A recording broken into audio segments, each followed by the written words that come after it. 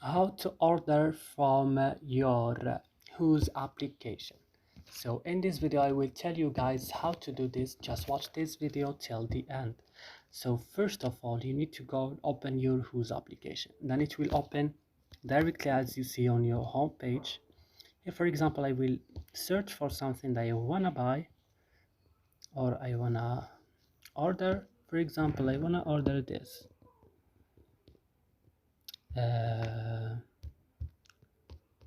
or I don't know, I would just order this here. I like this. I will just click on it and I will click add to cart and I will click checkout now,